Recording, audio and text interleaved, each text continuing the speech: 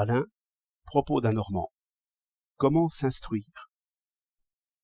Comme je relisais tout à l'heure un propos récent sur les physiciens, déjà assez obscur par lui-même, et obscurci encore par quelque erreur typographique, j'étais porté tout naturellement à des réflexions assez sages d'apparence, sur ma manière d'écrire.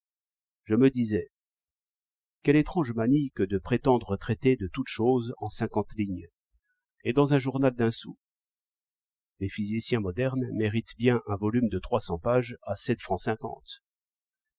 Et, si tu ne peux l'écrire, eh bien alors, tais-toi, mon bon Alain. Ou plutôt, fais des badinages. C'était le démon de la paresse qui parlait ainsi. Je ne pense point de mal assurément des gros livres, dès qu'ils traitent de la science elle-même, comme les corps gras, ou des courants électriques, ou de quelque autre chose du même genre. Mais dès qu'il s'agit de la destinée humaine prise en gros, et, pour tout dire, de la sagesse, je me demande si quelqu'un a jamais pu écrire là-dessus seulement 20 pages qui se tiennent. Pour moi, je lis, encore maintenant, plutôt Platon que tout autre, et je conseille à tous d'en faire autant. Je sais que les hommes sérieux ne le supportent point, parce qu'il saute d'un sujet à l'autre et démolit souvent ce qu'il a prouvé, comme s'il voulait jouer avec des mots. Mais je passe aisément là-dessus, parce que je n'en lis jamais 2 ou 3 pages, sans recevoir d'un côté ou de l'autre, soit de Socrate, soit de l'adversaire, quelques flèches qui se plantent soudain justement là où je ne l'attendais point. D'où 1000 réflexions imprévues.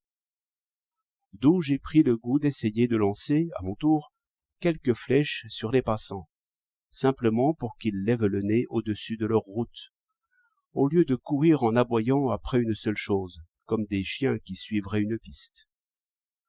Ce qu'ils verront en levant le nez, je n'en sais rien, car les hommes voient sans doute tous le même monde, mais non pas du même point.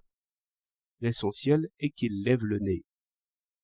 Ce qui m'était donc apparu l'autre jour, quoique assez confusément, c'est qu'autour des récentes découvertes, comme radium et autres miracles de laboratoire, même les plus savants disent sans doute bien des sottises, par le désir qu'ils ont d'étonner ceux qui les écoutent.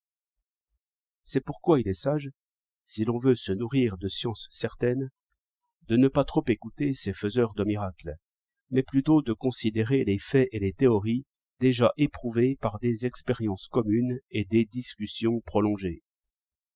Telles sont par exemple la chute d'une bille le long d'un plan incliné, ou bien l'action d'un courant électrique sur l'aiguille d'une boussole, ou bien encore l'eau qui se met à bouillir sur le feu.